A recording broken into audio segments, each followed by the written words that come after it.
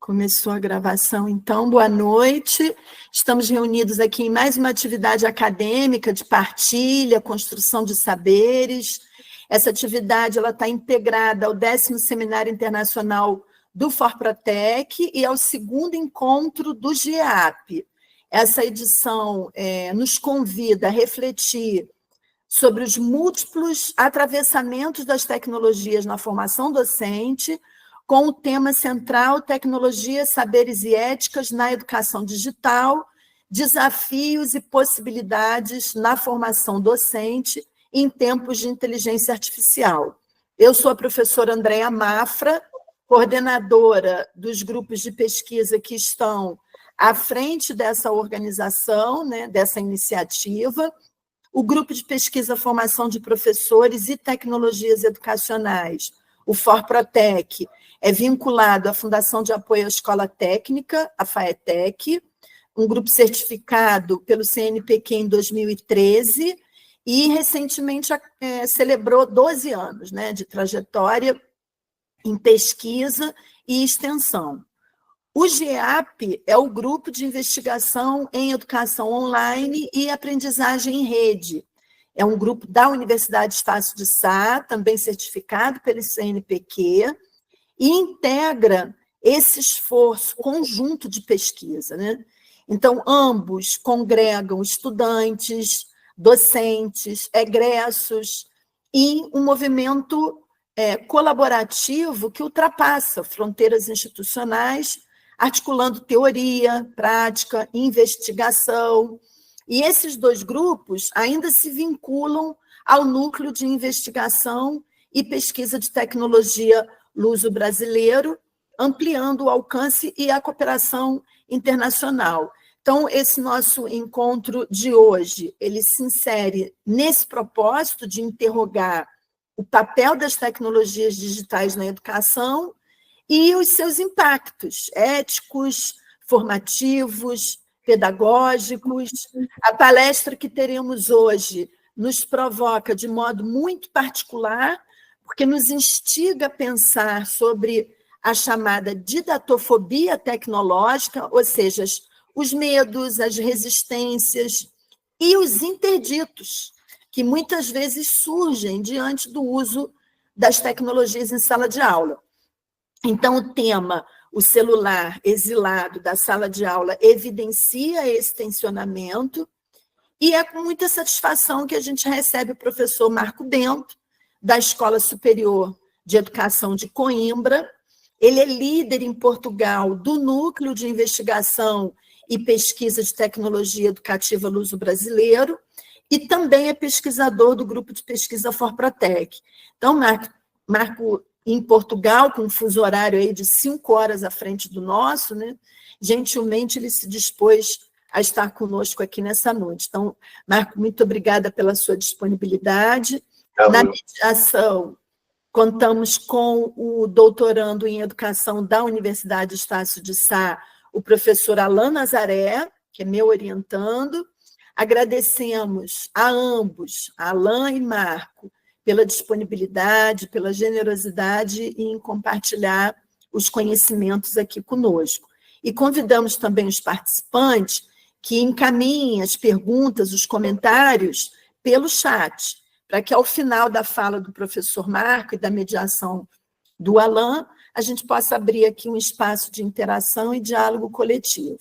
Então, Marco e Alain, a palavra está com vocês. Fiquem à vontade. Obrigado, professora Andréia. Boa noite a todos e a todas. Boa noite, professor Marco, professora Andréia e os demais colegas que estão presentes. Como a professora já me apresentou, eu faço parte do grupo GEAP, é o Grupo de Investigação e Tecnologias na Educação, e estou fazendo a mediação desse momento tão importante e rico para nós, professores, professores de uma forma geral, em especial da educação básica no Brasil. Professor Marco Bento, pode ficar à vontade com as suas contribuições, que a gente acredita que irá acrescentar muito, ampliando visões, ideias e experiências de Portugal. Obrigado. Quero primeiro agradecer à Andréia o convite. e a amizade. E cumprimentar também o Alan, que estou a conhecê-lo hoje, né? E todos aqueles que estão aqui nesta sessão. Eu espero conseguir lembrar-me de falar devagar. Esqueço-me, entusiasmo e a velocidade começa a sair. Eu sei que depois é um pouquinho mais complicado, mas depois a professora Andreia ajuda a mediar sobre o caso, ou vão-me fazendo, vão-me avisando caso precisem que, enfim, alguma palavra que não compreendo, ou alguma coisa que eu possa dizer mais rápido e que não fique entendido. Eu vou partilhar a minha tela. Posso, não posso? Claro, claro. Só para me ajudar aqui na... ok, pronto. Estão a ver o meu ecrã, não estão? Sim, entrou aqui. Pronto, o desafio que a professora André me colocou de falar sobre, enfim, de facto, estávamos a falar ainda antes de... Alguns de vocês já estavam aqui na sessão e estavam a ouvir. A mim parece que nós estamos a passar, não é só no Brasil, não é só em Portugal, acho que é no mundo inteiro. Estamos a passar por vários problemas, sendo que um deles também é, eu não sei se é uma fobia ao digital. Eu acho que há um movimento contra o digital, né, e que vai crescendo em todos os países, imaginando que o mundo, de repente, pudesse ser um mundo sem digital, que é uma coisa impossível e que eu não consigo compreender, nem sequer aceitar. Era quase como se eu vos dissesse agora que a partir de hoje só podíamos fazer fogo usando 2 pedrinhas ou 2 pauzinhos, quer dizer, como se não pudéssemos usar equipamentos ou tecnologia que nos torne os nossos processos mais eficazes. Ou se, por exemplo, se em vez de conduzirmos um automóvel ou viajarmos de avião, tivéssemos que só poder andar a pé. Quer dizer, é incompreensível que, tendo nós um mundo conectado, que de repente se possa pensar que isso não pode existir. Portanto, esse é um movimento que vai crescendo e é muito curioso. No caso, em Portugal, nasce muito dos pais, não sei se no Brasil sentem o mesmo, mas no caso, em Portugal, nasceu muito com os pais dos alunos a manifestarem a vontade de que eles não levassem o celular para a escola, o que é curioso, porque são os pais os principais motivadores do uso do telemóvel por uma criança, porque são eles que o compram, desde logo, não é? O que só por si é um paradoxo. E é uma coisa também que me faz um bocadinho de confusão. Agora, eu estava a dizer que o mundo tem vários problemas, mas a questão digital é apenas uma delas, porque se repararem, nós estamos a atravessar uma fase em que temos uma crise de lideranças nos diferentes países, quer dizer, olhem para aquilo que se passa nos Estados Unidos, o que passa no próprio Brasil, há uma vontade grande da extrema-direita também aparecer. Nós aqui em Portugal, neste momento, o segundo maior partido é um partido de extrema-direita também, atualmente, quer dizer, e isso vai acontecendo até em vários países em toda a Europa, motivo pelo qual a União Europeia não consegue encontrar-se. Temos estas guerras que vão cada vez surgindo mais entre enfim, a Rússia, a Ucrânia, Israel, tudo isto mexe com a escola. E eu acho que nós deixámos de pensar, achando que isto não tem nada a ver com a escola, mas isto é importante porque os miúdos, isto passa para a escola. E por isso é que eu estou a dizer que o problema é bem maior do que só a questão digital. E parte do problema, a meu ver, tem a ver com o facto de nós, quando olhamos para um determinado assunto, não sermos tolerantes.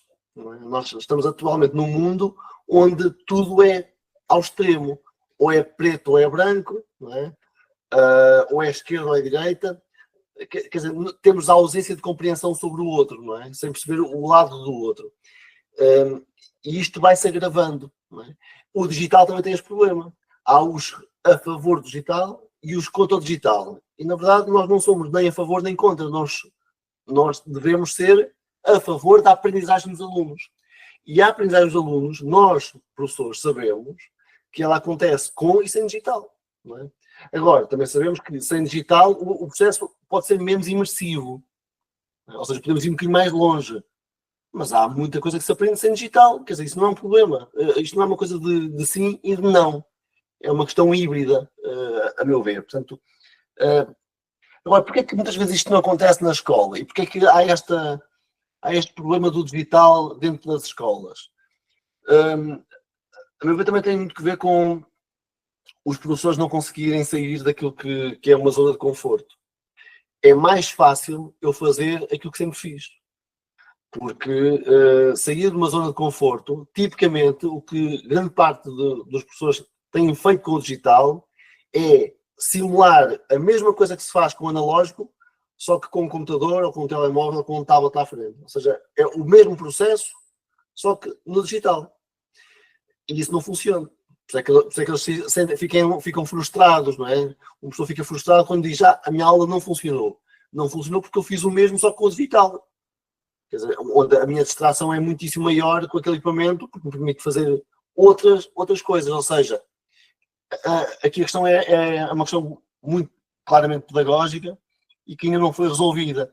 E nós então, agora, com a inteligência artificial, dizemos que o problema agora está na inteligência artificial e o problema continua a ser o mesmo, é um problema pedagógico. Como ainda não foi resolvido, não é? Ele só está a ser exponenciado, está a aumentar, não é? É um bocadinho essa a ideia. Eu trazia aqui um exemplo, eu não sei se não ouvirem o som dos vídeos, digam. É uns vídeos que eu gosto de usar só para, enfim, provocar um bocadinho.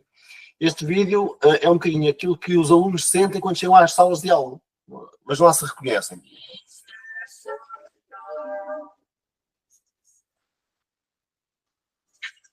Claro que ouvem o som no vídeo.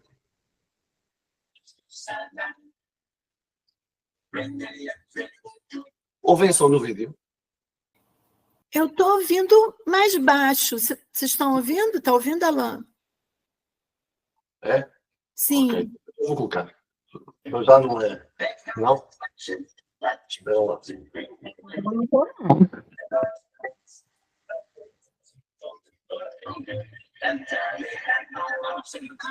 Ok. Aqui o som também não é importante porque não há nada de especial, é só o movimento. Ou seja, é claro, os nossos alunos, as salas de aula é um bocadinho como uma viagem ao passado, não é? Ou seja, eles vêm do futuro, é como se estivessem no futuro e na sala de aula tivessem a ver uma coisa como esta, não é? Que é uma coisa que nos dias de hoje não faria sentido.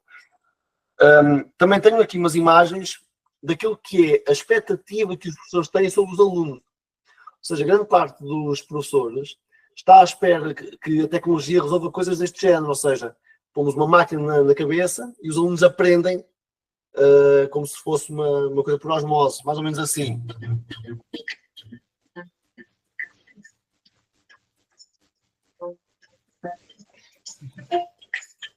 Isto também não funciona, não é? Portanto, é até a expectativa que as pessoas têm quando se fala de tecnologia, como se a aprendizagem acontecesse por osmose. Também não é assim.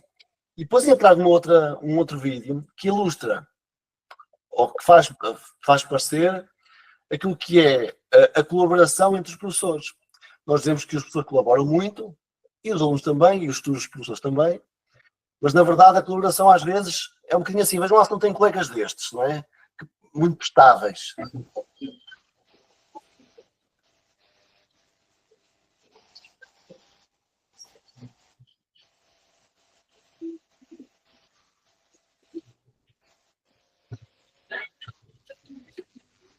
Normalmente são os mais cansados. Isto acontece muito dentro das escolas porque os professores colaboram muito, na verdade não há colaboração entre os professores e esse é um drama, não é? Ou seja, os professores vivem quase sozinhos com tanta gente ao pé deles E essa ausência de colaboração faz com que os processos com o digital, por exemplo, não avancem, porque as pessoas sentem-se sozinhas na questão pedagógica e didática. Depois, eu imagino que vocês conhecem bem a Porta dos Fundos, não é? Portanto, sabem o que é a vida do professor, e a Porta dos Fundos tem um vídeo que eu acho muita piada, que é grande parte da sociedade não faz a mais pequena ideia daquilo que é o trabalho de um professor. Ou seja, porque aquilo que imaginam é uma pessoa numa sala de aula que tem apenas que ocupar tempo com um conjunto de miúdos. E se calhar não é bem assim. Há muita coisa que grande parte da sociedade não percebe. Como é que foi a minha educação? dia? Foi? Não sei. Foi ótimo. Agora, eu peguei muito trânsito? Deve ter. Peguei. Eu fiquei feliz com isso? Não. Nem um pouco. Não precisa ficar perguntando, né? Eu tô perguntando muito? Tô. Por que eu tô fazendo isso? Porque você tava... Dando aula para criança. Agora, eu tô conseguindo parar? Não sei, eu tô tentando? Eu tô conseguindo? Não. De repente é só falar direto assim, quer dizer, quer jantar? Quero? Merda, não dá. Não dá? Não dá. Eu tenho que fazer pergunta para tudo? Tenho. É que fica parecendo que eu sou um aluno seu de 6 anos de idade. Eu tenho algum aluno de 6 anos de idade? Não. Os meus alunos têm quantos anos? 9. Me irrita que você não sabe a idade dos meus alunos? Bastante. Modo de dizer, meu amor. Eu quero falar que eu não estou no primário. Ah, não existe primário? Não. Trocou agora? Faz 20 anos. Me irrita que você sabe tão pouco sobre o mundo. Bom, é mais ou menos isto, não é? Mas só os professores, ou quem vive com o professor, é que conhece quais são os dramas que o professor passa, não é? Ok. Isto para dizer que nós temos uma escola que é muito mais do que isso, ou seja, grande parte das pessoas que não trabalham na educação sabe pouco sobre aquilo que é a escola, mas fala muito sobre a escola, não é? E diz-nos muita coisa. A escola deve ser assim, deve ser de outra forma. Mas a escola está aberta ao mundo e o digital abriu a escola ao mundo. E nós esquecemos isso. Portanto, grande parte de nós esqueceu que nós temos uma escola hoje que é uma escola que é global, ou seja, já não é só uma escola no Brasil ou não é só uma escola em Portugal. A escola em Portugal ou a escola no Brasil estão ligadas porque o conhecimento é global, estamos conectados, não é? Aliás, esta sessão é exemplo disso. E aquilo que está a passar-se neste momento do outro lado do mundo tem impacto dentro da minha sala de aula amanhã, não é? E nós muitas vezes esquecemos que o cansaço, a frustração, as notícias que vamos ouvindo têm real impacto dentro da escola. E nós continuamos a lidar com o mesmo currículo, esquecendo esta ligação que o digital nos traz. Isto são exemplos são jornais portugueses de notícias, são jornais oficiais, isto não é brincadeira, são notícias que vêm em jornais nacionais, que vocês olhariam para aqui e diriam, ok, isto são jornais reais, mas se vocês olharem para aquelas notícias, vejam quão absurdas são. Ou seja, já nem a comunicação social valida a informação. Portanto, imaginem o trabalho que um professor tem atualmente, que é lidar com aquilo que aparece online nas redes sociais como notícias falsas, mas já não é só isso, é a própria comunicação social que nós validávamos antes, um jornal em papel, um jornal nacional, apresenta-nos artigos como estes, completamente absurdos, e que depois têm muito impacto dentro de uma sala de aula, porque professor, mas isto estava escrito no jornal, não é? E coisas como estas, não é? Parece quase notícias do Trump, não é? Portanto, é um bocadinho gosto muito de usar esta imagem do terraplanismo, porque existem mais de 2 milhões de pessoas que acreditam que a Terra tem ali um precipício no Havaí. Eu acho isso espetacular, porque repare, isto é a maior prova de que a escola falhou, não é? Quando os alunos dizem, professor, eu vi um vídeo no YouTube onde os barcos chegam ali ao Triângulo de Bermudas e depois caem, não é? E a professora diz, olha, isso é falso. E ele diz, mas está um vídeo no YouTube. E a professora diz, cala-te e senta-te que eu tenho coisas para trabalhar contigo hoje. Isso tem que ser trabalhado. Um aluno não pode ficar com essas dúvidas. O digital tem que servir também para ser desmontado, para ser clarificado na escola. Não é o aluno levar essas dúvidas para casa e depois eles vão crescendo com estas dúvidas. Por isso é que eu falo num planeta sem professor, que são aqueles alunos que conseguem pesquisar informação e ter acesso à informação rápida, mas não têm ninguém que os ajude a filtrar e a validar. E outra coisa é quando um professor, de facto, tem o papel de ajudar a interpretar a informação que é válida e fidedigna. E este é o maior papel que nós temos atualmente. Eu não tenho que, se calhar, levar conteúdo para a aula, porque ele está online, está disponível. Eu tenho é que ajudar os alunos a filtrá-lo e a validar fontes fidedignas de informação. E isso é extremamente difícil. Motivo pelo qual me parece que alguns professores preferem fechar o digital. Dizem assim, olha, é melhor não trazer, porque assim não se deparam com este tipo de problemas. Não é? E continuam a achar que aquilo que dizem é a única fonte de informação. E assim, acham que assim está válido. Só. Mas esquecem-se que assim que eles saem do portão da escola, estão num mundo completamente digitalizado. Eu não vou passar este vídeo, talvez no final, vocês conhecem melhor isto do que eu, vou passar este vídeo. No fim, queria só, em tom de brincadeira, pensar, se nós retirarmos o digital da escola, provavelmente as aulas podem vir a ser algo como isto.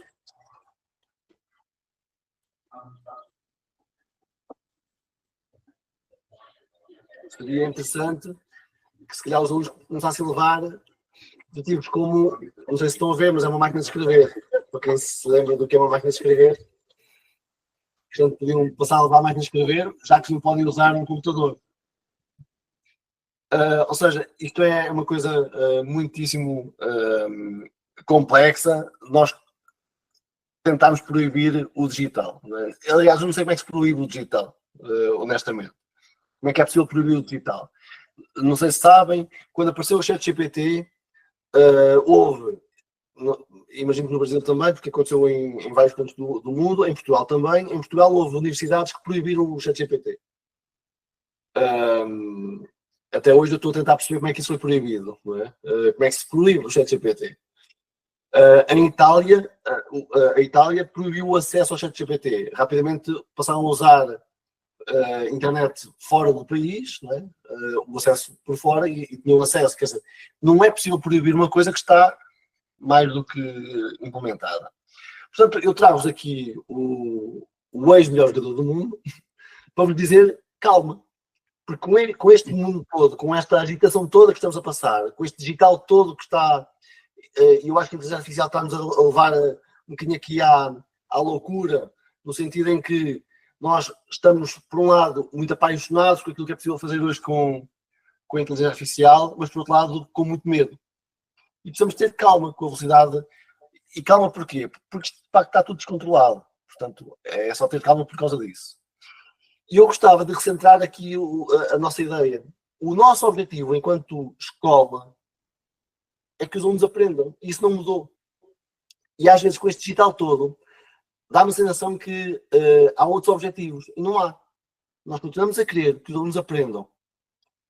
E, por outro lado, continuamos com o mesmo problema. É como é que eles se envolvem no processo de aprendizagem. Isto não se alterou com mais digital ou menos digital. Temos o mesmo objetivo e o mesmo problema. Ora, a questão é, se eu quiser ser mais saudável, será que vamos dizer aos alunos para comerem mais? Porque é isso que estamos a dizer. Estamos a dizer assim, mais horas, mais conteúdo. E não me parece que seja essa a questão. Eu não sou mais saudável por comer mais. Eu sou mais saudável por comer diferente. Se eu quiser vestir melhor, eu também não vou dizer para vestir mais roupa. Não é? Vou dizer para vestir diferente. Não é? Ou seja, então por que razão é que a escola continua a ser o espaço onde nós colocamos mais conteúdo da mesma forma e a avaliá-lo também da mesma forma, com o mesmo modelo de avaliação. E o problema continua aqui. E é o mesmo, desde a calculadora à inteligência artificial. Mantém-se o mesmo problema, com a diferença de que a inteligência artificial exponenciou isto tudo, não é? Torna tudo muito mais visível e mais rápido. Portanto, estudar mais não é o caminho é estudar melhor. E para estudar melhor, temos que pensar quais são os métodos pedagógicos que usamos e como é que os avaliamos. E a metáfora que vos trago, ou a comparação que vos trago, é um bocadinho para explicar o que é um método ativo do método mais passivo. Tem muito que ver com o digital, de facto, isto, já vão ver porquê. Porque se eu pensar assim, eu quero ensinar um aluno, imaginem, ou alguém a jogar futebol. O método passivo seria algo como, ora, eu vejo horas e horas de televisão e estou a ver um jogo de futebol, está tudo à minha frente, estou a consumir informação, ora, em princípio, eu seria um ótimo jogador de futebol, pelas horas de televisão que eu tinha visto. E provavelmente isso não acontece. Porque os melhores jogadores de futebol que nós temos são aqueles que têm a bola nos pés, que mexem na bola, que fazem exercício, que trazem a informação para a nossa memória. Ou seja, é um processo que é ativo da parte do aluno. Ou seja, se quisermos comparar isso com aquilo que é a curva de esquecimento e o impacto que isso tem, e o impacto digital tem nisto, tem a ver com o seguinte: depois de eu acabar esta minha intervenção, vocês vão esquecer-se de tudo que eu disse. Talvez de uma outra coisa se lembrem durante a meia hora seguinte. Daqui a um mês não fazem mais pequena ideia do que é que eu vos disse. Porquê? Porque o momento é muito passivo. Eu estou a falar e vocês estão a ouvir. Provavelmente o que é que precisamos fazer? Onde é que o digital nos ajuda? O digital obriga-nos, como é interativo, eu estou a fazer ciclicamente a mesma coisa, de forma diferente, com exercícios diferentes, e porque estou a interagir com vários sentidos, o tato, a visão, a audição, essa interação faz com que a minha curva de esquecimento se prolongue no tempo. Algo que não acontece numa aula clássica como esta, onde a única coisa que estou a estimular, eventualmente, é a vossa audição, eventualmente a visão, e tentar conectar-me convosco emocionalmente. Pode ajudar. Ou seja, é esse o problema que nós temos com os métodos mais clássicos. E o que acontece do ponto de vista da nossa atividade cerebral é um bocadinho isto. Ou seja, quando eu só olho as palavras, quando eu ouço as palavras, quando eu falo sobre as palavras, ou quando eu penso sobre as palavras. Ou seja, se forem os alunos a trabalharem o conteúdo, a ação é muito mais do lado deles. Em vez de ser do lado do professor, logo vou estimular muito mais a atividade cerebral. Isto está estudado pelas neurociências. Nós sabemos que processamos as imagens 60 vezes mais do que os textos e que 50% do nosso cérebro foca-se muito naquilo que é a informação visual. Portanto, o digital tem esse impacto do ponto de vista da estimulação visual. Portanto, a cada 10 coisas que eu vos estou a dizer, 9 vocês vão esquecer ao final do mês. É mais ou menos esta a lógica que vos queria trazer. Se olharem ainda para estratégias de eficácia de estudo, tem aqui, entre aquilo que é mais passivo e mais ativo, vejam o exemplo. Quando eu estou a reler alguma coisa, ou a resumir, ou a sublinhar, que é tipicamente aquilo que acontece numa aula, o que está a acontecer são métodos passivos, ou seja, eu vou reter pouca informação. Quando eu tenho uma prática distribuída, o que é uma prática distribuída? É ter os alunos, por exemplo, ensinar aos outros alunos. Não é? Eu tenho um método muito mais ativo, que vou estimular e vou aumentar a eficácia no meu estudo. Ou tudo aquilo que sejam, por exemplo, exercícios práticos. Não é? O estudo intercalado, que é uma atividade de foco com uma atividade física. Portanto, é intercalarmos a cada 10 minutos irmos fazendo esta mudança. Se olharmos para a taxonomia de Bloom, que imagino que conheçam bem, conseguem ver isto, por exemplo, através dos verbos. Ou seja, se eu pensar, os verbos lembrar, memorizar, duplicar, repetir, identificar, são verbos daquilo que podia ser um estudo autónomo. Ou seja, eu não preciso ir a uma aula para estar a ler, memorizar e duplicar alguma coisa, ou repetir. Eu posso fazer isso fora da minha aula, quase num modelo invertido. Eu preciso ir à aula para analisar, aplicar, calcular, praticar. É isso que me deve levar a uma aula.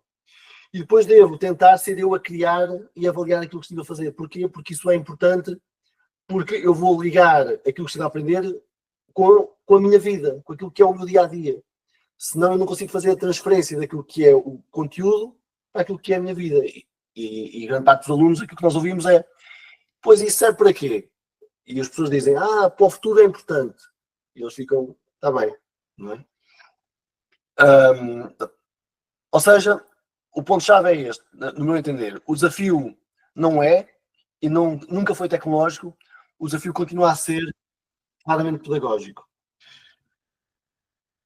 Quando pensamos no telefone ou no celular, eu tenho usado muito esta imagem cá em Portugal, porque em Portugal estão proibidos, a partir deste ano letivo, que está a começar agora em setembro, os telemóveis até ao 6º ano, portanto, que é o vosso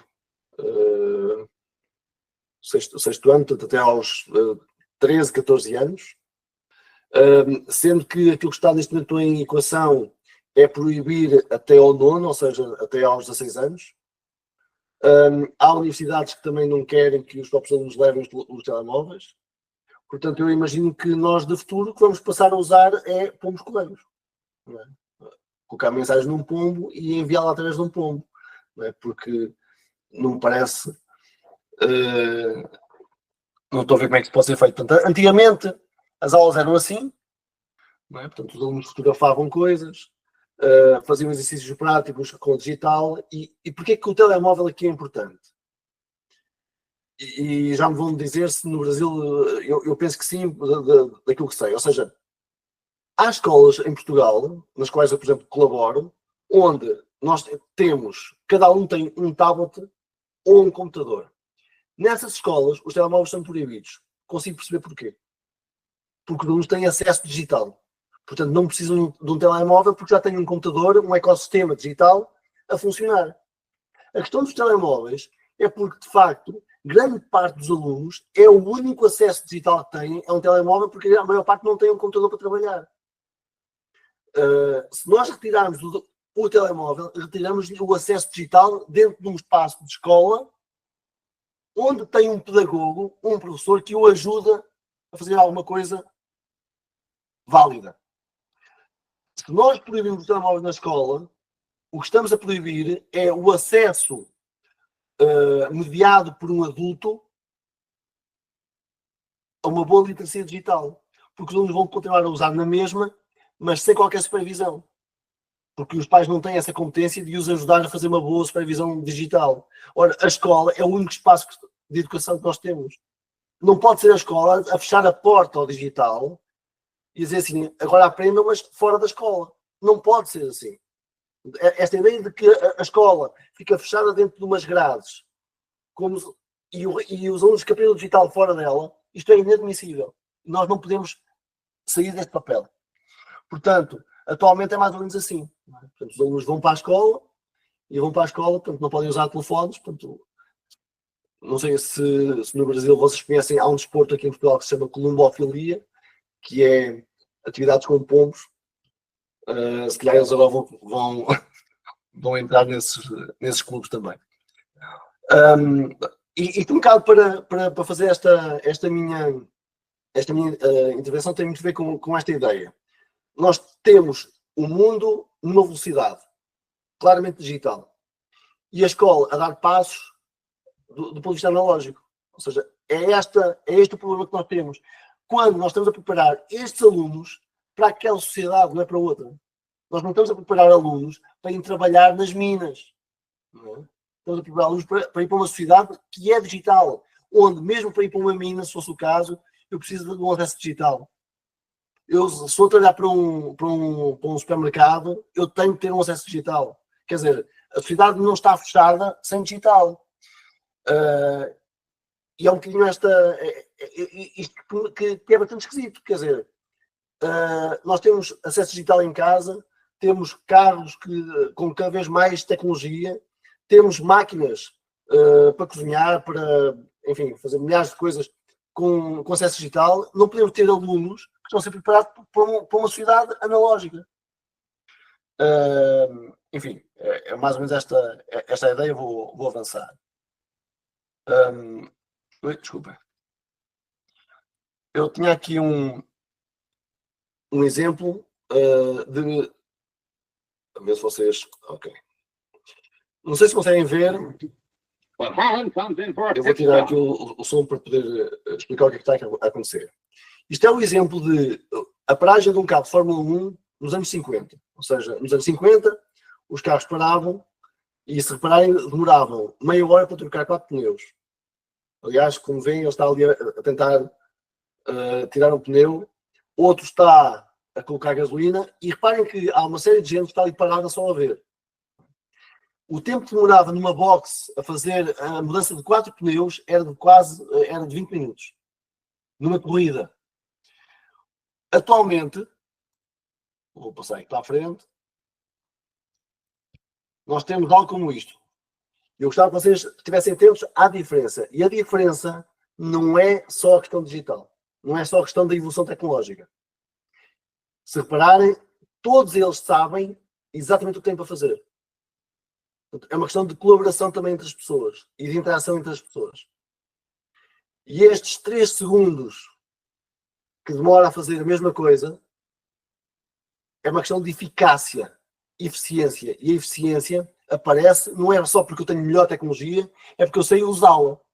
E sei exatamente, se pensar nisto dentro de uma escola, é pensar que, ok, eu faço, mas não ando a fazer um documento em digital para depois o imprimir e entregar em papel. Não é? Isto não é eficaz. Não é? Isto é duplicar processos. E muita desta desenha com o digital também é por isso. Porque nós fazemos coisas no digital e ao mesmo tempo em papel. Não é? Quando não faz qualquer tipo de sentido. Portanto, não é só a evolução digital, é que nós não evoluímos do ponto de vista da colaboração, quando há um bocadinho brincava com a questão da colaboração dos professores, porque de facto as instituições e as pessoas não colaboram entre si e duplicam processos. Portanto, nós há mais de um século que falamos nesta ideia de que a escola se vai transformar através da tecnologia. E cá estamos ainda hoje a falar sobre isto, não é? É engraçado porque, se pensarem naquilo que é hoje a inteligência artificial e aquilo que hoje a inteligência artificial permite fazer, nós conseguíamos, se calhar, acabar com muita burocracia dentro de uma escola, porque temos inteligência artificial a poder fazê-lo por nós e libertar mais tempo aos professores fazerem o seu trabalho pedagógico.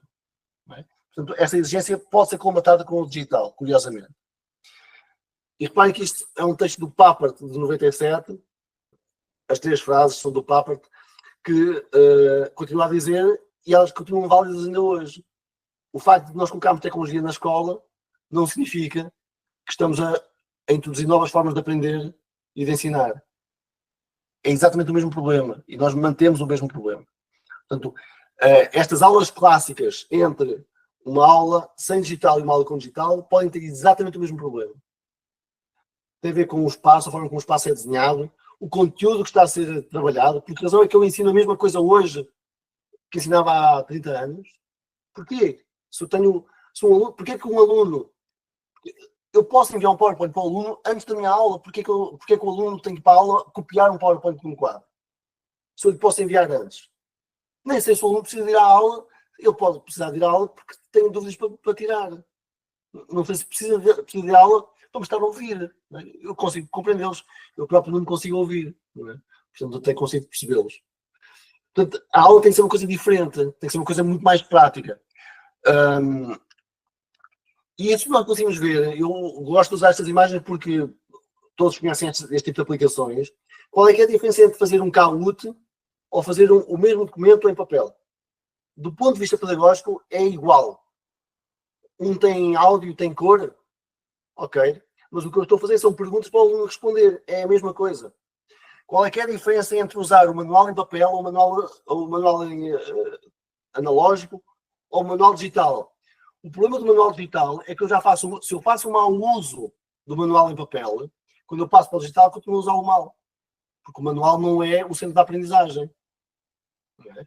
Portanto, se eu faço o uso da página 8 à página 50, quando eu passo para o digital estou a fazer a mesma coisa. E depois digo que não funciona o digital. Não, o que não funciona é a pedagogia que está ali por trás. E a mesma coisa acontece, não sei se, no nosso caso aqui neste momento as provas são todas digitais, então todos os exames são em formato digital e os problemas são os mesmos. Então, se o exame está mal construído em papel, quando passa para um ambiente digital, não melhorou a avaliação.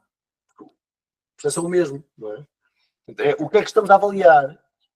E esse parece-me que é também esse o problema. Portanto, a questão do digital é muito curiosa, porque nós replicamos o processo analógico. eu trago-vos um bocadinho esta ideia de, é quase como o fogo, não é? Ou seja, quando vocês pensam na invenção do fogo, pensem assim, a primeira vez que mexeram no fogo, provavelmente queimaram-se. E nós queimámos porquê? Porque não sabíamos manipular. E o digital acontece a mesma coisa. Eu vou-me queimar porque não sei como usá-lo. O que é que nós fazemos? Nós não proibimos o fogo. Não é? Eu queimei-me, então agora não uso mais. Não, eu tenho que ter mais cuidado na forma como vou usar, porque sei que aquilo pode trazer um outro tipo de perigos, mas vou usá-lo. Vou aprender a manipulá-lo. Com o digital isso não acontece. A opção é proíbe-se, não se usa, em vez de se aprender a usá-lo. Portanto, uma vez mais, só para replicar, o desafio não é tecnológico, o desafio continua a ser pedagógico. Se pensar em tecnologias do passado e do presente, ao fim e ao cabo, chegámos a fazer manifestações contra o uso das calculadoras. Isto é um exemplo de manifestações que eram feitas por professores contra o uso das calculadoras na escola. Não vos soa uma coisa muito de hoje, não é? As lutas que se fazem contra o digital atuais são as lutas que faziam nos anos 80 contra a calculadora. São muito idênticas. Esta ideia de que digital não, inteligência artificial não, são muito parecidas. E é curioso, porque se olharmos para... traz aqui 3 invenções de 1924, portanto, vejam só os anos que têm, vocês vão saber quais são, e que foram diabolizadas durante anos. Vejam lá se adivinham. Um armário que usa corrente elétrica para conservar alimentos e acabou com a salga dos alimentos. Estou a falar de quê? Nós dizemos frigorífico, é o... Ajudem-me, André. Como é que se chama? Geladeira, aqui no Brasil, geladeira. E isto é uma palavra estranhíssima para você. A geladeira, exatamente. Depois, os sinais luminosos tricolores que evitam acidentes regulam o trânsito, mas que remontaram no fim da indústria dos apitos e na tarefa do polícia sinaleiro. Estamos a falar do semáforo.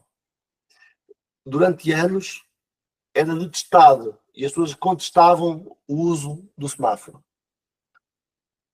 E o último, uma máquina de exames médicos que permite ver dentro do corpo humano sem precisarmos de cortar, através de uma luz invisível, e que foi considerado durante mais de 5 anos como se fosse bruxaria. Estou a falar da máquina de raio-x. Não era usada porque as pessoas tinham medo, porque achavam que era bruxaria. Não é? E é este o ambiente que nós vivemos. Isto acontecia em 1924 e atualmente com a IA há algumas ideias muito parecidas, não é? A IA e que vem um OVNI a caminho do planeta Terra, também já ouvi essa, também acho essa muito... Mas que é um OVNI que vem escondido dentro de uma pedra, não é? Dentro de um meteorito, pelos vistos.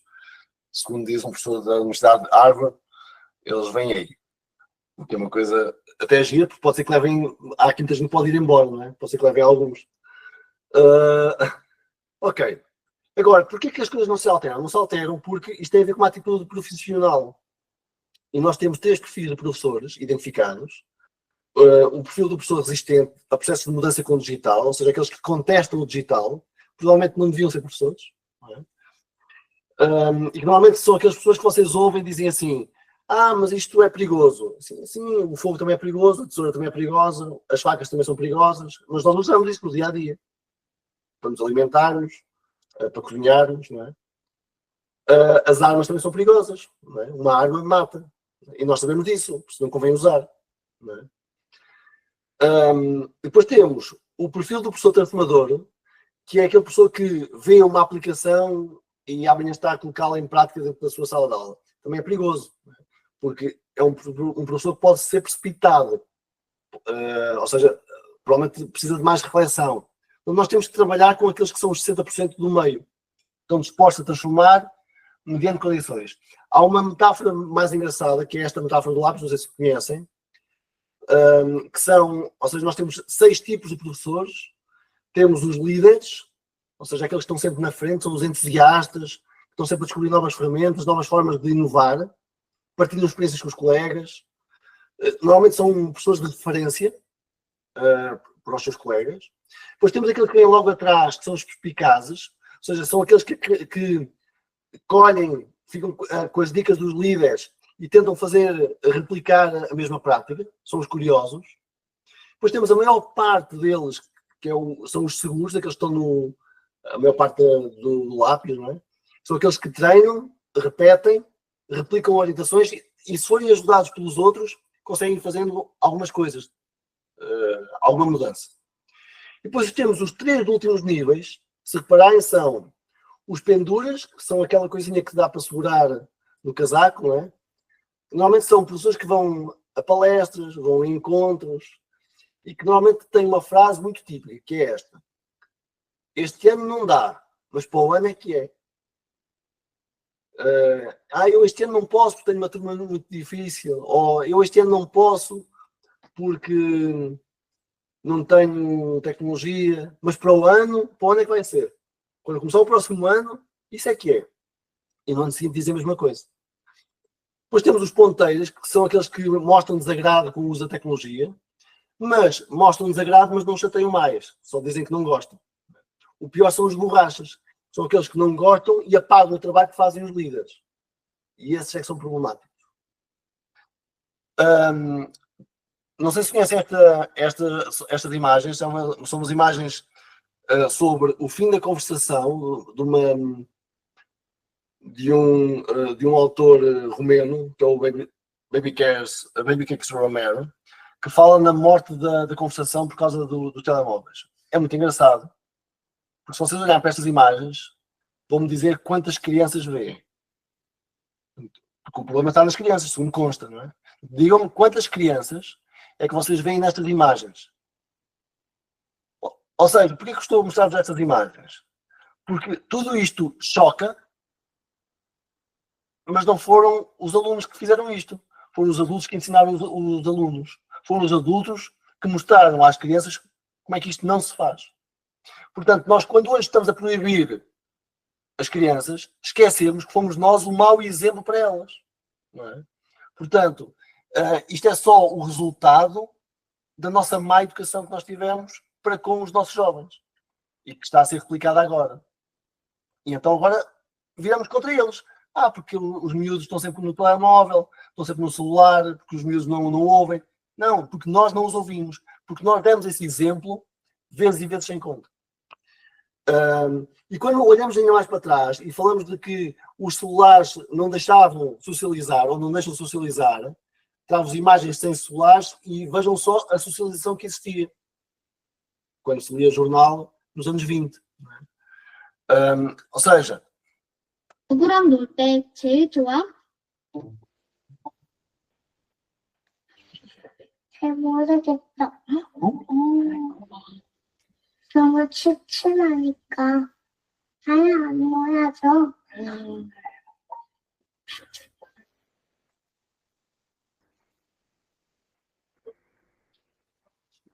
아빠는 어때?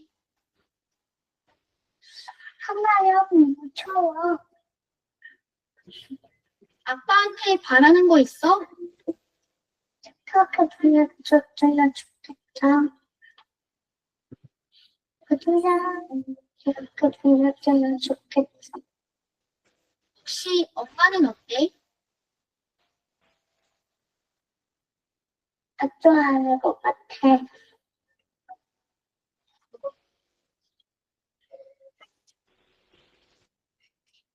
este é só um exemplo. Eu gostava de que vissem este pequeno vídeo aqui, ilustra aquilo que é a vida fora da escola sem telemóvel e a forma como as relações acontecem.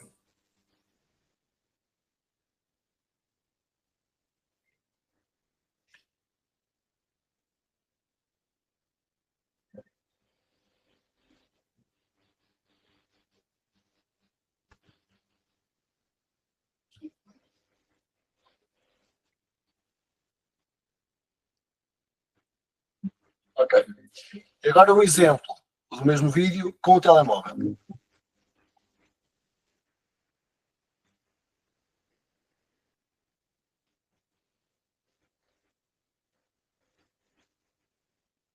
várias coisas que são importantes a ter daqui. A culpa é do telemóvel ou é do comportamento humano? E do adulto.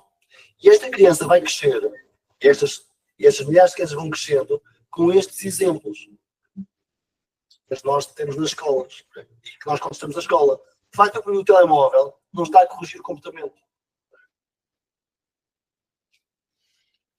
Só para pensar. Portanto, o desafio não é tecnológico, o desafio é pedagógico e, neste caso, parental também, porque nós passamos a ter também um problema de ausência parental.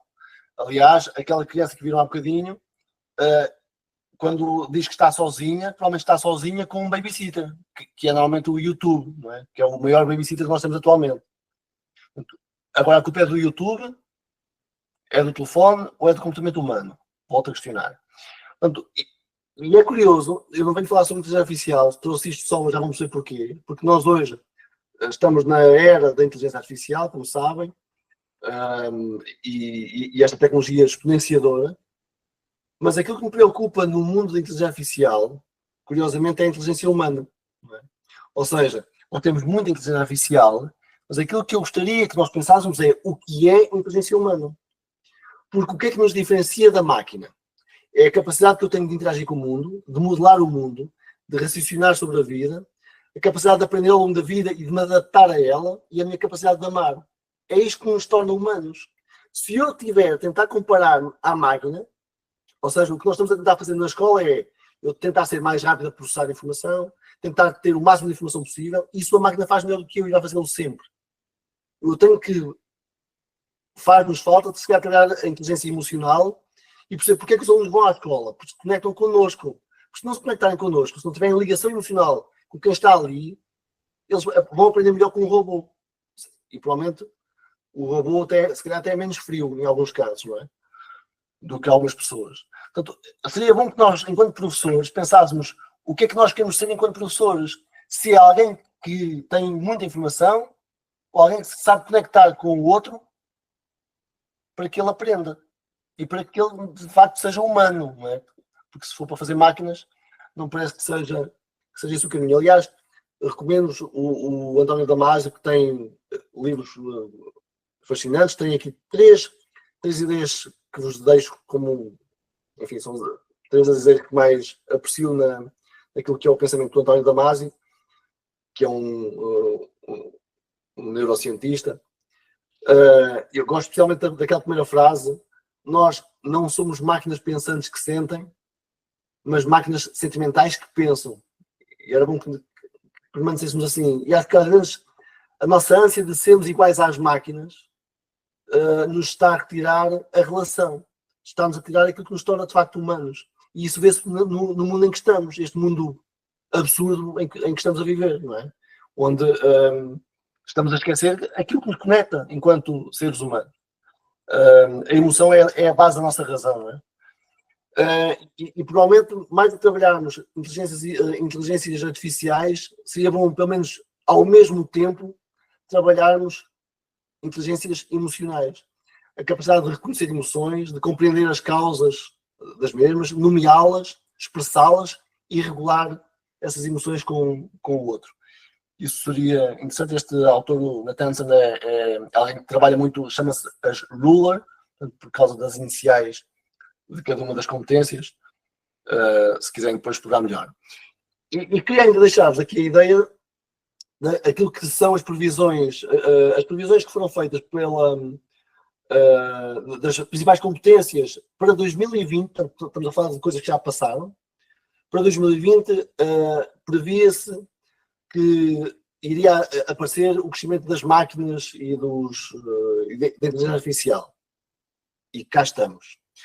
E aquilo que eu vos trago agora é a previsão que é feita para 2030. E é muito curioso, porque se vocês olharem para a lista das 10 que o Fórum Económico Mundial prevê como as grandes competências para 2030, apenas 3 são de âmbito digital. Todas as outras são competências emocionais. O que é curioso. O que nós queremos como competências são pensamento analítico e criativo.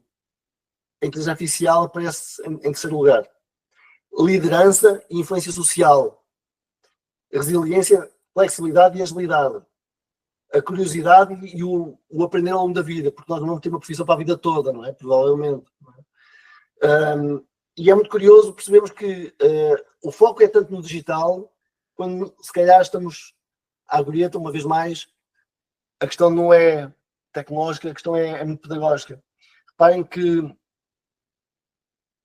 apenas alfabetização tecnológica, inteligência artificial e pensamento analítico, depois tudo o resto, empatia, emoção, organização, adaptação, criatividade, são tudo competências emocionais num mundo que, curiosamente, é muito digital.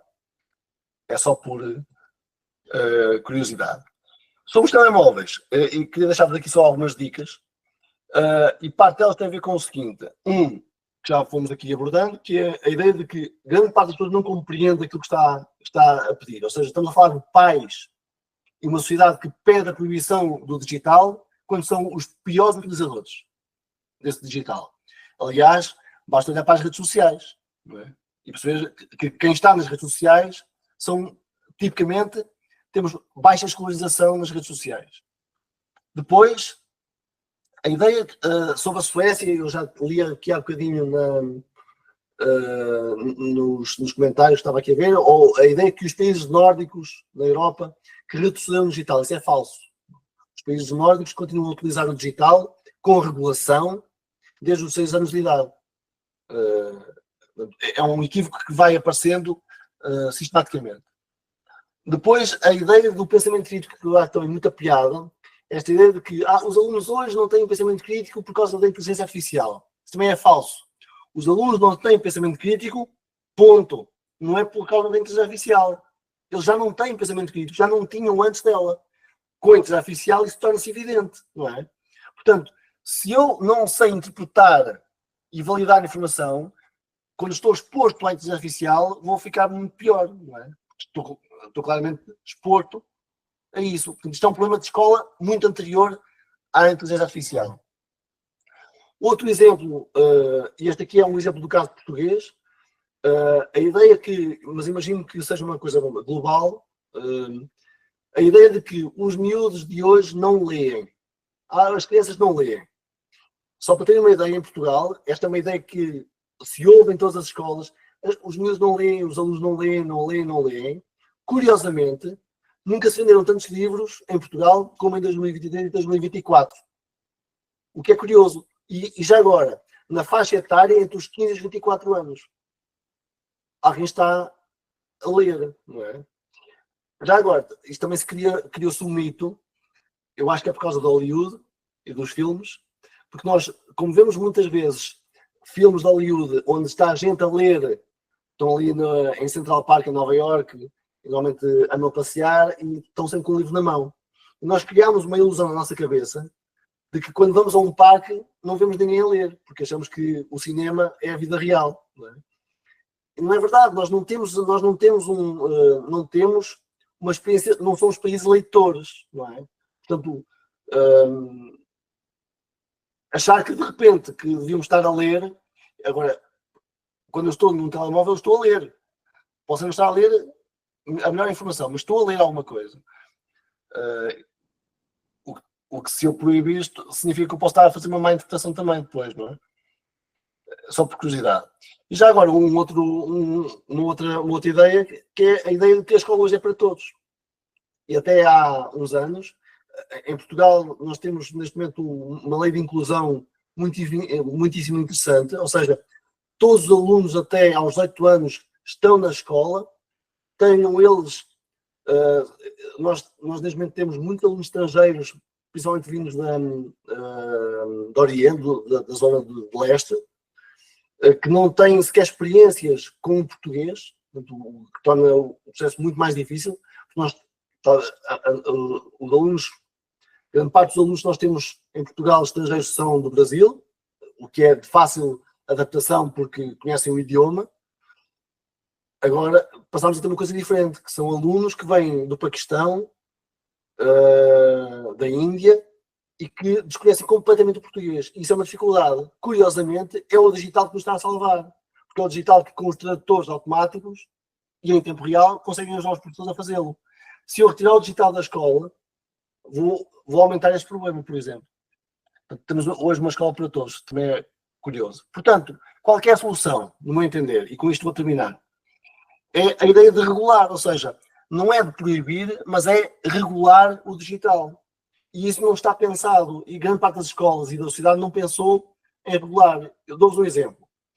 Quando grande parte de vocês conhece o Squid Game, aquela série da Netflix que era, cá em Portugal foi uma catástrofe, porque os pais zangaram-se muito, porque diziam que os alunos andavam a ver uma série que era uma série muito má, mas a questão é, a série era para maiores de 16 anos. Portanto, se há alunos menores a ver a série, não é um problema da série, é um problema dos pais que o deixam ver. Mas, num canal pago, porque a Netflix é paga. Portanto, também não são os alunos que o pagam, são os pais que o pagam. Portanto, é uma ausência parental.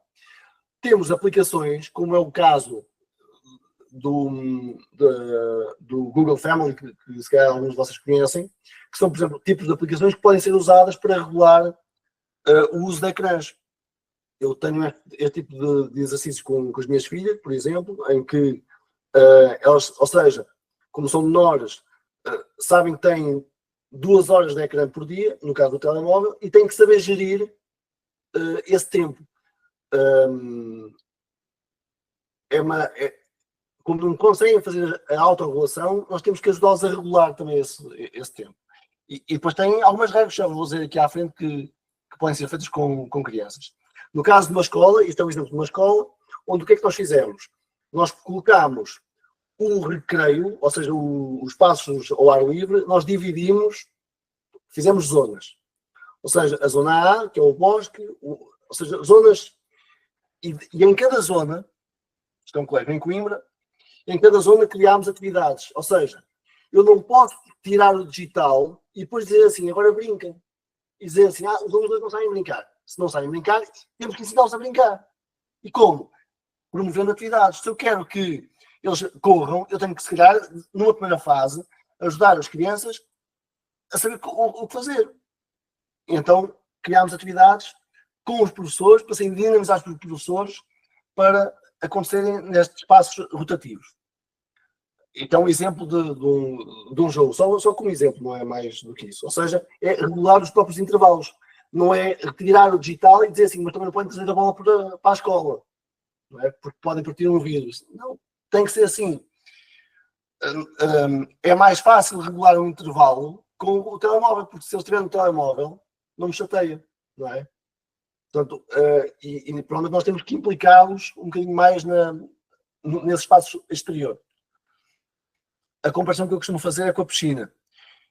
Se nós tirarmos os telefones da escola, é a mesma coisa que eu ensinar um aluno a nadar sem colocar dentro de água.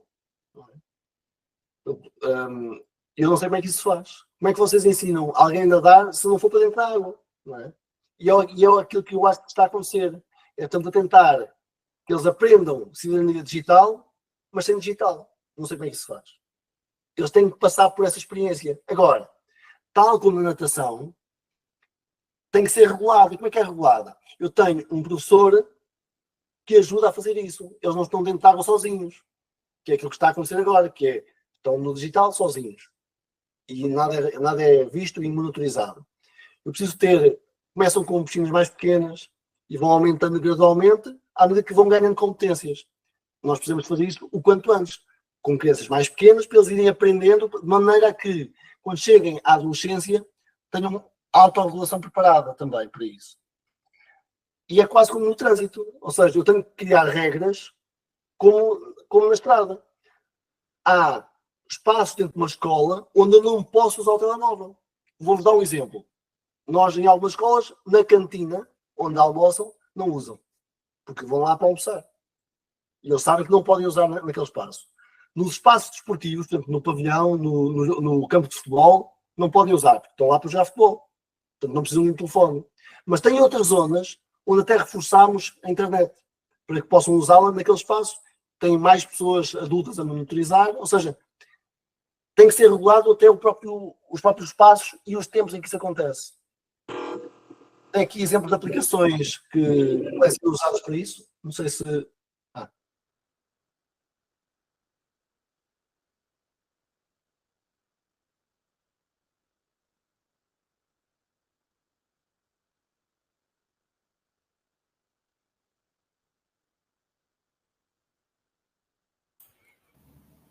Professor Marcos, seu áudio, por favor. Oi? Desculpem. Isso. Desculpem lá. Agora está Estava a ok. dizer- Obrigado, professor. Ok. Estava a dizer que são apenas uns prints da aplicação da Google, do Family Link, que pode ser colocado, é gratuito, pode ser colocado em qualquer dispositivo e que permite regular coisas como o tempo, a taxa de utilização, a monitorização, o tipo de aplicações que podem ser usadas mais ou menos. Enfim, por exemplo, definir um tempo, quando é que se uma criança se vai deitar às 8 da noite, o telefone bloqueia a partir das 8 da noite e volta a entrar em ação, por exemplo, a partir das 8 da manhã. Ou seja, podemos fazer coisas dentro deste género que nos permitem ir regulando os ecrãs. E depois temos aquilo que nós podemos usar numa escola. Numa escola, gosto especialmente deste Lazarus, que nos permite fazer isto em qualquer equipamento, ou seja, não é só no telefone, pode ser em computadores. Podemos, inclusivamente, ter relatórios de navegação. Se um aluno faz uma pesquisa de uma palavra-chave, nós recebemos alertas sobre aquela pesquisa, não para lhe barrar o telefone ou o computador, mas para nós sabermos que foi pesquisado. Ou seja, não é para proibir, é para depois podermos agir. Portanto, isto são exemplos de relatórios. Assim que ele entra na escola, há um software que consegue monitorizar aquilo que acontece dentro do espaço escolar e que ajuda nessa relação. Só para ter, inclusivamente, conseguimos ver os ecrãs, ou seja, se tivermos os alunos na sala, consigo estar a ver todos os ecrãs no meu monitor, né, e de maneira a conseguir regular as interações que estou a fazer e de maneira a que eu consiga até focá-los numa tarefa. Se estão a fazer, imaginem, um Kahoot, não vão para o YouTube porque o ecrã fica fechado para aquela atividade. Podemos, em alguns momentos, temos que forçar um bocadinho que isso aconteça, não é? É um bocadinho esta... e depois temos este relatório que nos dá o tipo de utilização que foi feito por cada um. Por fim, deixo-vos aqui algumas sugestões. Exemplos de coisas que já fizemos aqui em algumas escolas. Criámos um código de conduta digital. E como é que fizemos isso? Com os alunos. Ou seja, convocámos os alunos e perguntámos o que é que vocês acham que devemos fazer para regular os telemóveis. E foram os alunos que deram sugestões, e nós pegámos essas sugestões, ouvimos os professores, ouvimos os auxiliares, ouvimos os pais e as escolas criaram um código de conduta. Depois, um sistema de pontos positivos, ou seja, para recompensar quem está a usar de forma responsável. E temos até alunos mais velhos que são uma espécie de embaixadores digitais, ou seja, que estão dentro da escola porque são responsáveis para poder monitorizar também os outros. Que é esta mentoria digital que eles fazem, ou seja, alunos mais velhos que orientam os mais novos em práticas mais saudáveis.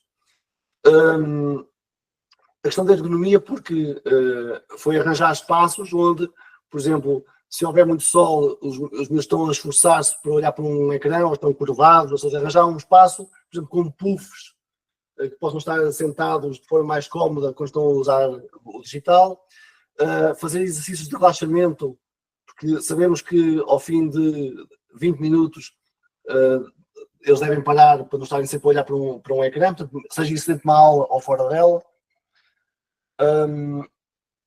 Envolvemos os pais na educação digital, ou seja, colocamos os pais a irem à escola, terem aulas também sobre educação digital, dadas pelos próprios filhos.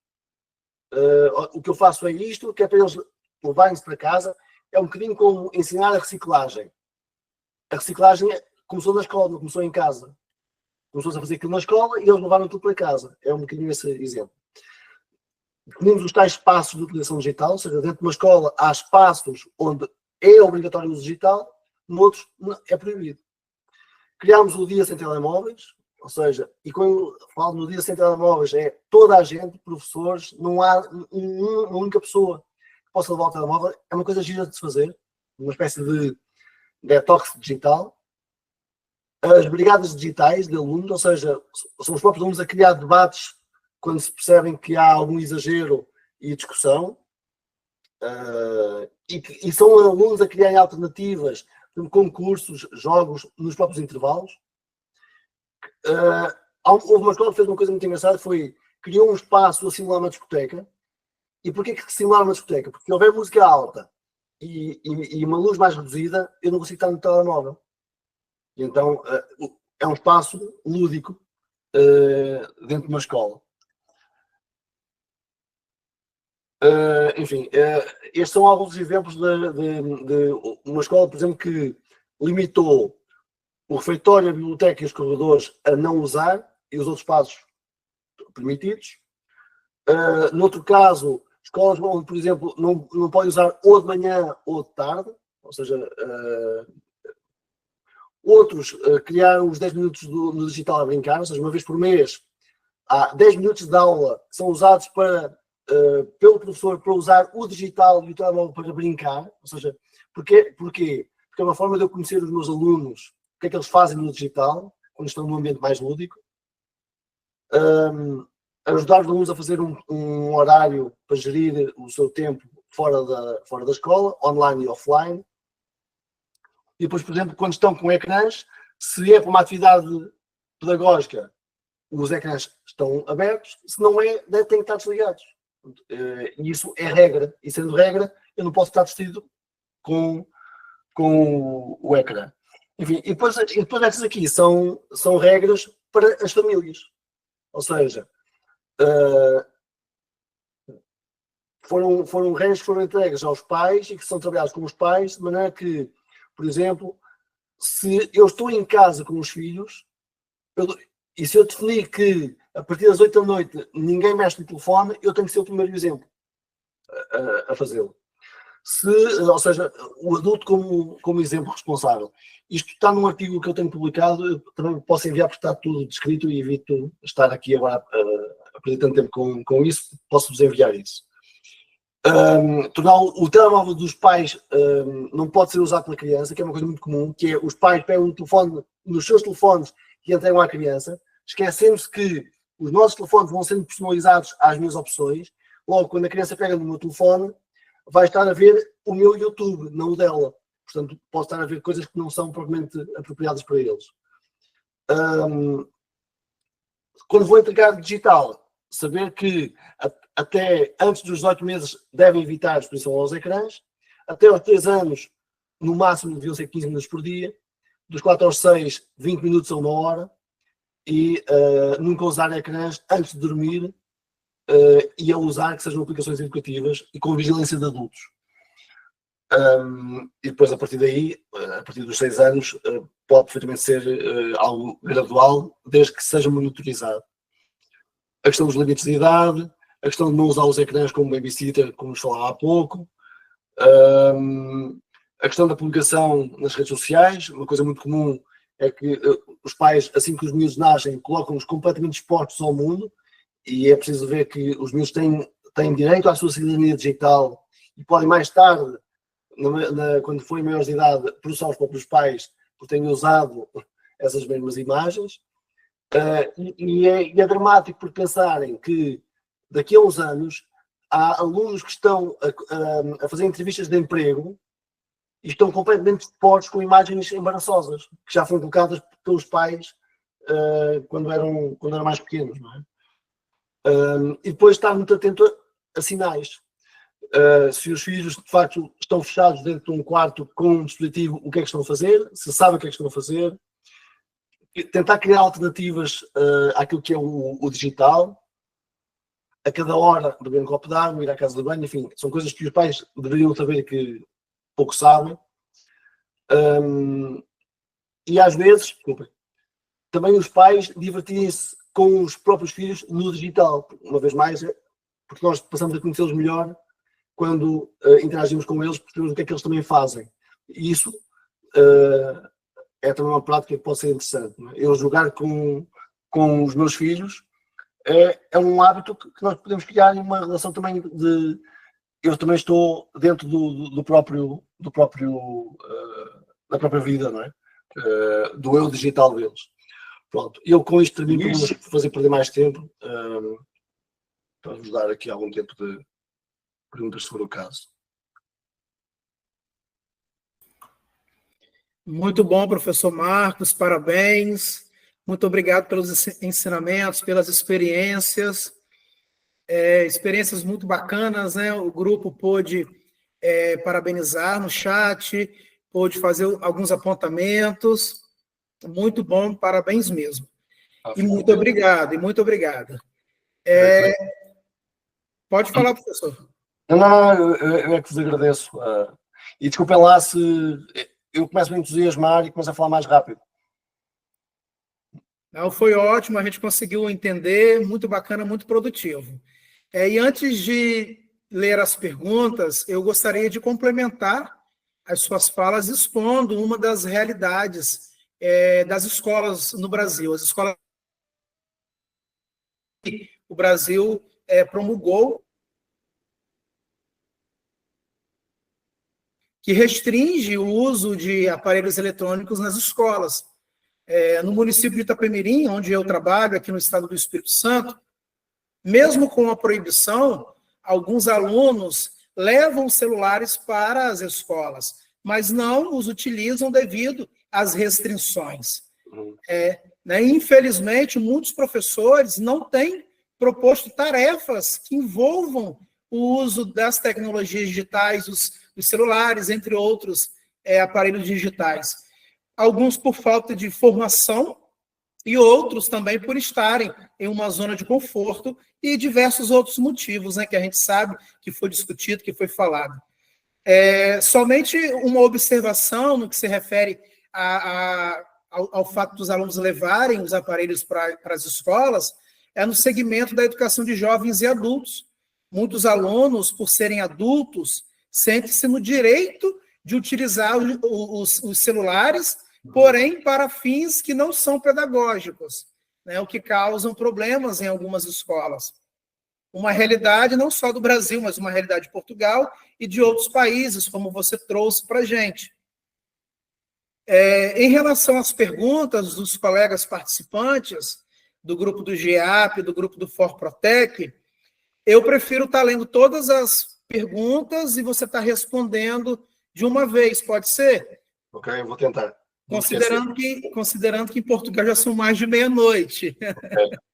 Mas aí, se você preferir, você pode me interromper e você vai respondendo, conforme as perguntas. Okay. Eu tenho uma pergunta, que é a seguinte: sabemos que a tecnologia não é uma solução mágica para a educação, mas também reconhecemos seu potencial para enriquecer a aprendizagem. Diante de um mundo cada vez mais imerso em tecnologias, como a escola pode fomentar um uso pedagógico e crítico dessas ferramentas, mesmo com as limitações impostas pela lei brasileira, a 15.100? Uma outra pergunta, que é da Jéssica Kathleen, ela faz o seguinte questionamento: que práticas pedagógicas poderiam, então, ressignificar o uso do celular em sala de aula, sem cair no risco da simples instrumentalização? Muito boa pergunta, Jéssica. A pergunta da Margarete Gonçalves é a seguinte: proibir o celular na escola seria um modo de aprofundar desigualdades, considerando que ela é o principal dispositivo de acesso digital para muitos estudantes? A pergunta da Verônica Lopes é a seguinte: a exclusão do celular na sala de aula protege ou limita os estudantes diante da cultura digital em que estão imersos? A pergunta da Maria Moraes: como equilibrar a preocupação com a atenção, concentração e saúde digital com a necessidade de preparar sujeitos críticos e autônomos no uso das tecnologias? E, por fim, a pergunta da Ariane Fontinelli: um dos motivos para a proibição é a exposição a conteúdos impróprios.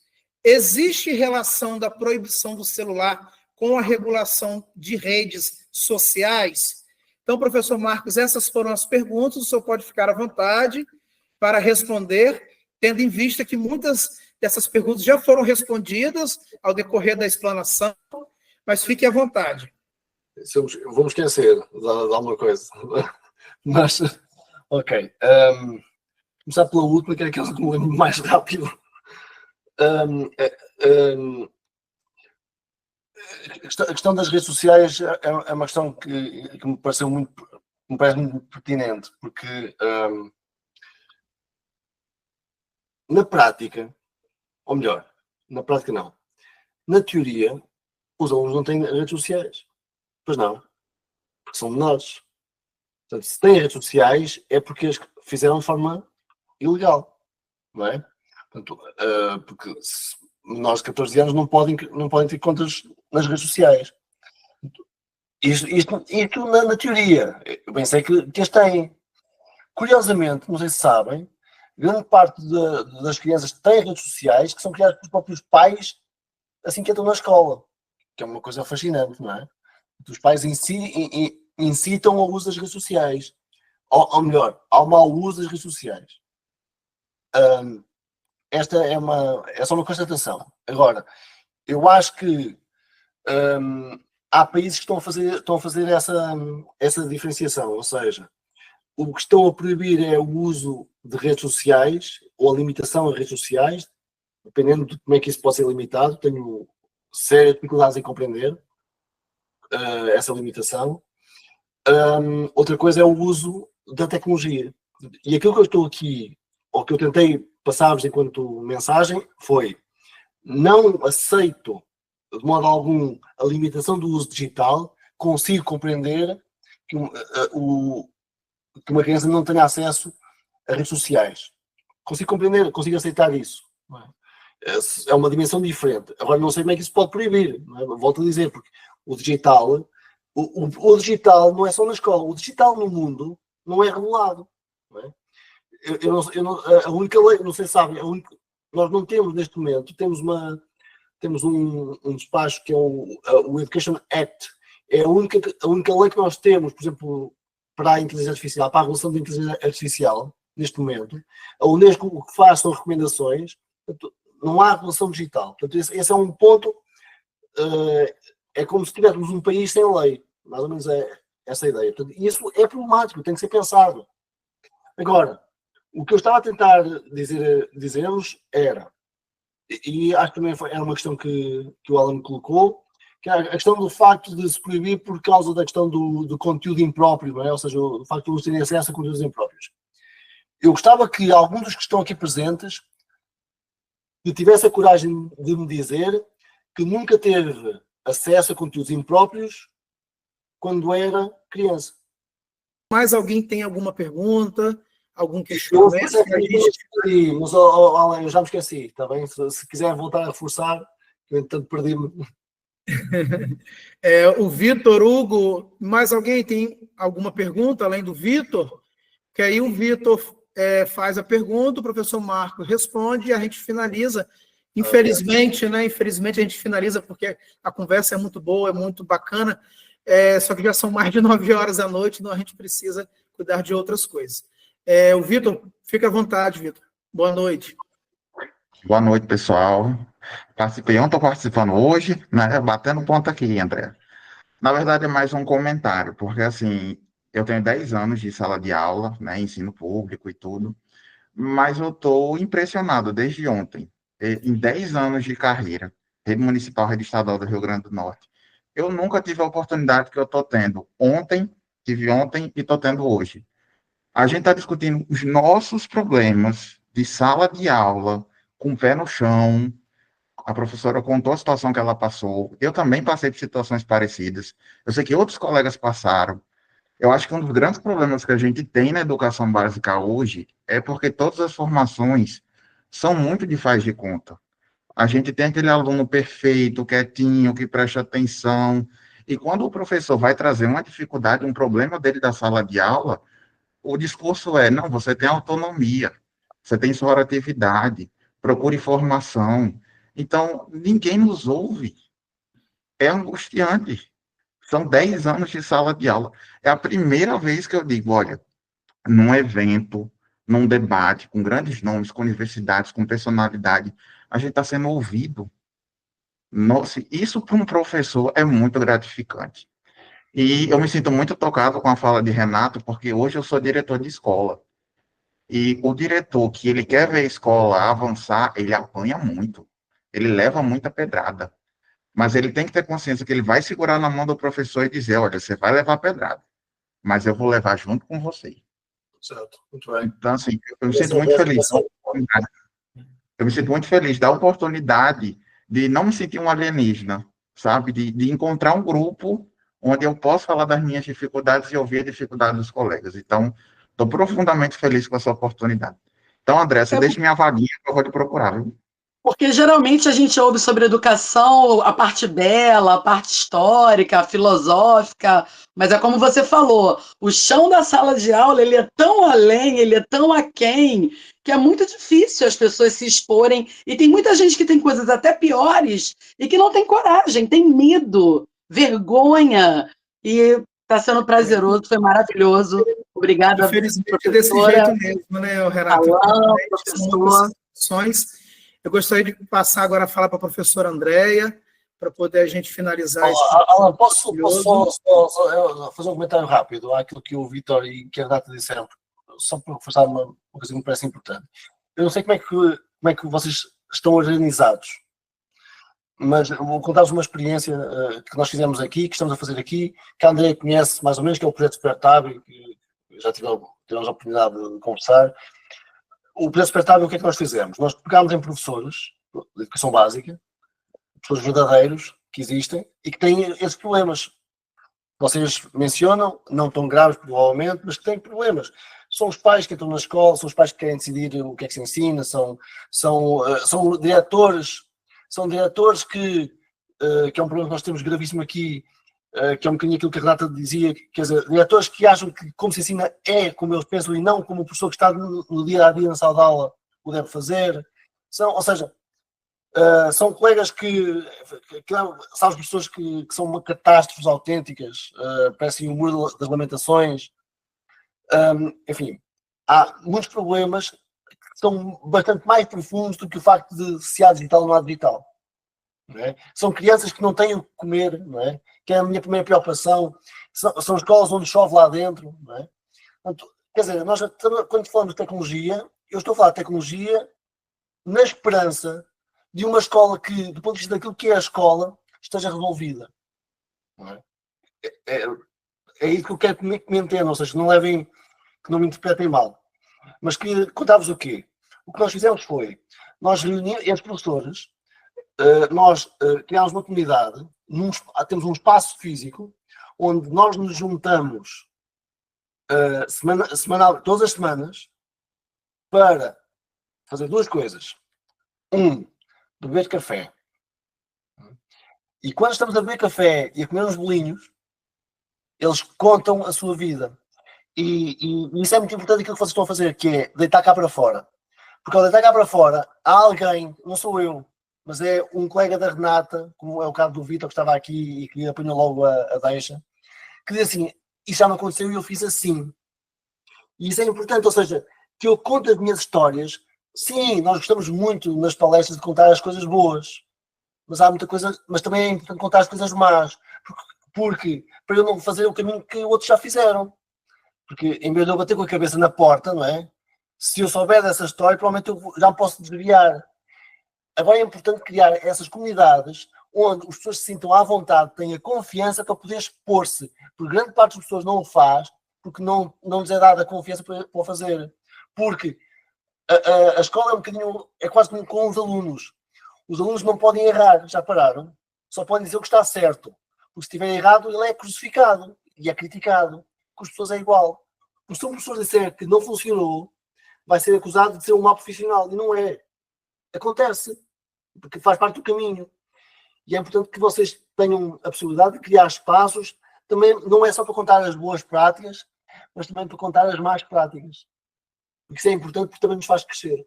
E se tiverem a possibilidade de... Pode ser online. Estão a ver, combinam assim um serão por mês online para deitar cá para fora. Verdade, professor Andréia, fique à vontade. Marco, até já anotei aqui para a gente se reunir, eu e você, e a gente criar essa comunidade até pelo núcleo. Já estou cheia de ideia aqui, a gente do tecnológico, mas olha o bloquinho. Já anotei aqui um monte de... Olha, pode faltar a internet, convém escrever, não é? E a outra coisa, Marco, é a gente voltar os nossos encontros no sábado, porque aí você também não fica em apuros aí com essas 5 horas de fuso horário na frente, né? Em outubro já passamos a 4 horas outra vez. Mas antes da gente já encerrar, e eu fazer minhas últimas considerações, eu queria pedir para abrir a câmera para a gente tirar a foto, print de foto. Quem tira? Pessoal dos grupos.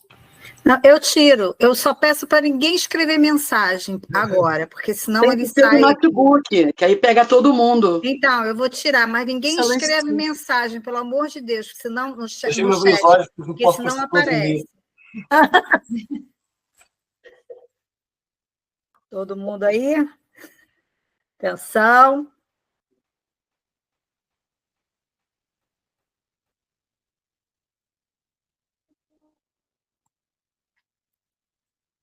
Pronto. Foi. Estamos todos num felizes. Mas é isso, Marco. Olha, foi assim excelente, como sempre é, os nossos encontros. Eu gosto muito, eu aprendo muito com você. Os seus slides são sensacionais, eu adoro. Eu gosto muito, assim, da forma como você apresenta o tema, né? Então, a gente hoje está chegando ao fim das atividades, né, do evento, e é isso, estar com o professor Marco sempre é uma oportunidade muito rica, né, um momento importante para a gente, de diálogo, de reflexão sobre todos esses desafios, né, das práticas em sala de aula, da integração tecnológica, tanto no Brasil quanto em Portugal. Então, a gente agradece muito aqui o professor Marco, o professor Alain pela partilha, agradecemos também a cada um de vocês que estiveram hoje conosco. Com esse encontro, com a palestra do professor Marco, a gente conclui, né, encerra as atividades do 10º Seminário Internacional do ForProtec, segundo encontro do GEAP, encerrando com chave de ouro, né? Com chave de ouro essa etapa de diálogos, de reflexões, e vamos seguindo junto, reafirmando sempre aí o nosso compromisso com uma educação dialógica, capaz de enfrentar os desafios e, ao mesmo tempo, explorar todas as potencialidades que as tecnologias oferecem no nosso tempo, né? Então, em meu nome e em nome dos 2 grupos de pesquisa, eu agradeço a presença de todo mundo e conto com vocês para a próxima, né? O próximo evento aqui vai ser do GEAP. Nós vamos ter, na verdade, 2 eventos, né, Alana? Nós vamos ter aulas abertas com diversas temáticas e vamos convidar o professor Marco para estar conosco. E, para o ano que vem, nós já estamos organizando o primeiro seminário também internacional do GEAP, com submissão de trabalho, um evento maior, né, com mais possibilidades de interação, de produção também de material, tá? No campo também da tecnologia. Então, Marco, mais uma vez, muito obrigada, viu? Eu estava aqui a lembrar-me da próxima vez, e se eu vou trazer uns professores também de educação básica para conversarem uns com os outros. Assim podem, choramos todos juntos, que é uma coisa também gira, que é podermos deitar todos cá para fora de um lado e do outro e perceberem uma coisa que é engraçada, que é os vossos problemas não são só vossos, são problemas que são globais, que é uma coisa que às vezes nós pensamos que é uma coisa que parece que nos sentimos sozinhos e não estamos. São problemas que são globais. Marco, eu costumo dizer o seguinte: o psicólogo e o psicanalista e o psiquiatra também, né? Eles escoam o que eles recebem na clínica, né? Nós, professores, que recebemos em sala de aula, não só da educação básica, quanto da educação superior, uma série de ocorrências dos nossos alunos, dos colegas professores, aonde que a gente trata isso, né? Quer dizer, onde é que a gente escoa, joga fora, né? Porque, por vezes, a gente também se identifica com a Na fala família, como viram naquele vídeo da Porta dos Fundos, levamos isso para casa. Isso, exatamente. Então, assim, é muito difícil. Eu fiquei assim, achei tão triste ouvir o relato da Renata, do Vitor. Não que seja incomum, né? Mas que é triste, né? Ouvir um depoimento desse, né? Mas, enfim, aqui E a no Brasil... gente acaba descontando na família, literalmente, assim, inconscientemente. Aí, depois que dá aquele choque, a família, ué, por que tá agindo assim, com agressividade ou com gritos? Aí a gente cai em si e aí vai para terapia. Mesmo sem dinheiro para pagar terapeuta, a gente tem que pagar uma terapia. É desse jeito. E medicação, não tem outro jeito. Tem que superar, né, Renata?